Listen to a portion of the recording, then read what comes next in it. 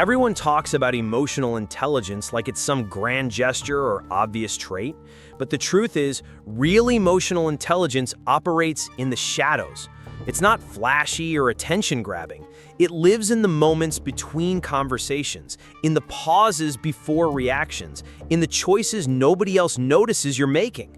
These aren't behaviors that scream, "Look at me." They whisper, "I understand."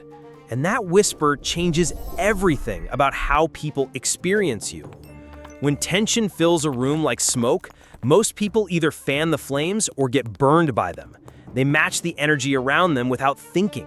Someone raises their voice, so they raise theirs. Someone panics, so they panic too. It's automatic, almost primitive. But there's something powerful about the person who doesn't get swept up in the storm.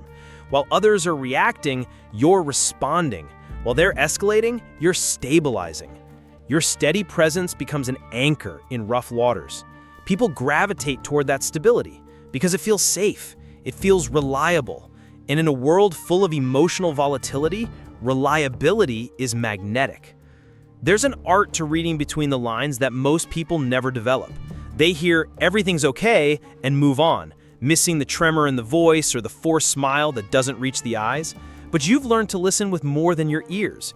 You catch the hesitation before "I'm fine." You notice when someone's body language contradicts their words.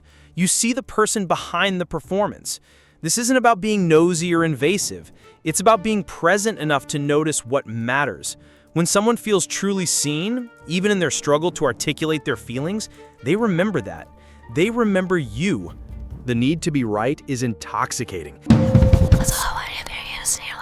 It feeds something primal in us, this desire to prove our point, to have the last word, to emerge victorious from verbal sparring matches.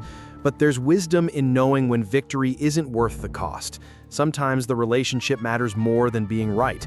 Sometimes understanding someone's perspective, even if you disagree with it, creates more value than destroying their argument. This isn't about being passive or spineless. It's about choosing your battles wisely. It's about understanding that influence often grows stronger when you're not constantly wielding it like a weapon. The stories we tell ourselves about other people's actions are rarely accurate, but they feel so convincing. When someone doesn't respond to your message, your mind might craft an entire narrative about their intentions, their feelings toward you, their character. But instead of living in those assumptions, you've learned to get comfortable with not knowing. You ask questions, you seek clarity, you give people the benefit of the doubt while also giving yourself the gift of truth. That simple shift from assuming to asking prevents countless misunderstandings and preserves relationships that assumption-making would have destroyed. Self-awareness isn't just knowing your strengths and weaknesses, it's knowing your emotional landscape intimately.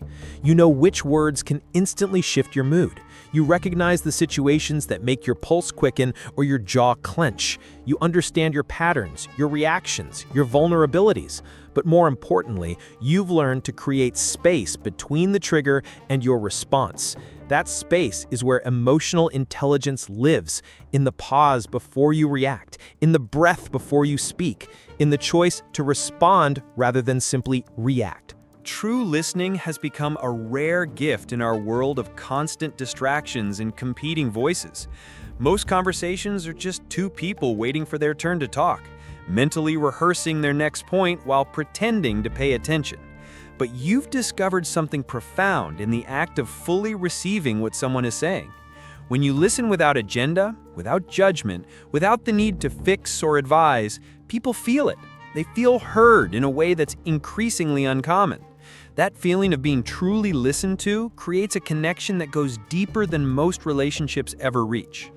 Perhaps the most transformative behavior of all is the willingness to own your mistakes without deflection or excuse. In a culture obsessed with image management and perfection, admitting fault feels dangerous. But you've learned that authenticity trumps perfection every time. When you say, "I was wrong," or "I messed up," you're not diminishing yourself, you're demonstrating strength. You're showing that your ego isn't so fragile that it can't handle truth. People trust those who can admit their failures because they know those same people won't hide their successes or take credit for others' work. These behaviors don't announce themselves, they don't demand recognition or applause. They work quietly, consistently, building trust and connection one interaction at a time.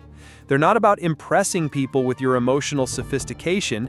They're about creating genuine human connections based on understanding, respect, and authenticity. The paradox is that by not trying to appear emotionally intelligent, by simply being present and genuine and self-aware, you become the kind of person others naturally turn to, trust, and remember.